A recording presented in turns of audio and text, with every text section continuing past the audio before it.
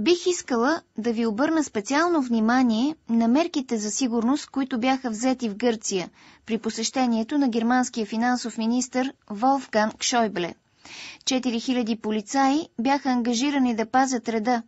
Метростанциите в центъра на Атина бяха затворени. Имаше забрана повече от 3 души на едно място да издигат плакати и да скандират лозунги. Давате ли си сметка каква точно е разликата между нас, българите, и всички останали нации? За по-лесно, нека отбележим разликите само между нас, българите, и всички останали балкански нации. Ние, българите, сме единствените, които с изплезен език тичаме почти на 4 крака, за да се поклоним до земи пред чуждите дипломати и посланици. Когато се намесват във вътрешните ни работи пък, им ръкопляскаме и се възхищаваме. Някога да сте видели гърци или сърби да унижават националното си достоинство, дори когато са в състояние на истинска национална трагедия? Никога. Каквото беше отношението на сърбите към Съветския съюз, такова е днес и към Съединените щати. Каквото беше нашето отношение към Москва, такова е днес и към новите ни господари. Това е национална патология. Както се вижда, достоинството не зависи от размера на страната, а от сборното достоинство на отделните индивиди и най-вече от това на интелигентите, в кавички. Приклекналостта е състояние на ума, своеобразно ниво на ценностната система. Както се оставаш да бъдеш мачкан на работното ти място, така си мачкан и в национален план. Мой близък приятел от Фейсбук, преподавател в университет, който е системна част от протестите, ми каза следното. Аз съм във възторг от протестиращите, просто са хубави хора. Мисля, че от тези протести има смисъл и след тях нещата няма да бъдат съвсем същите за управляващите, олигарсите и прочее. Няма да са толкова безцеремонни и нагли, ще се наложи да измислят по-рафинирани схеми. Възразих му, че разбира се от протести винаги има смисъл и че най-малкото се тренира протестната култура на нацията. Но за съжаление, нещата за олигарсите ще останат същите.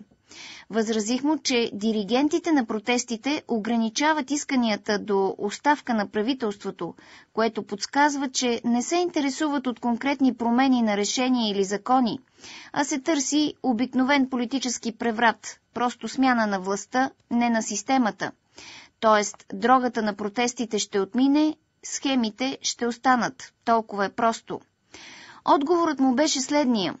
Никой не може да ме убеди, че не трябва да се борим срещу това уродство, защото, видите ли, априори е ясно, че няма да победим. Понякога победата не е всичко, понякога е важно да се бориш. Помага ти да се гледаш с по-добри очи в огледалото. Съгласна съм с думите му. Това са мислите на протестиращите. Но какво да кажем за двуликия ни президент? Докато слушах преди време витиеватия апел на Плевнелиев, който с половин уста се опитваше да подкани правителството да подаде оставка заради театралните перформанси по улиците на София, които той нарече борба с мафията, някак не исках да бъда мнителна и си казах, може би е наистина загрижен. Всъщност обаче президентът Росен Плевнелиев в този опасен за стабилността на държавата период се занимава само с това да нанася удари върху правителството на Орешарски. Повече от ясно е, че президентът Плевнелиев вече е съществена част от битката за власт. През институцията, която представлява, той си позволява да създава смутове, да повдига поводи за лавинообразни скандали и да налива масло в огъня на протестите. При всяко отваряне на устата си, Плевнелиев посочва някоя кадрова грешка на правителството, но с онова лицемерие, присъщо на марионетките, които никога не са себе си, понеже винаги играят играта на някой друг.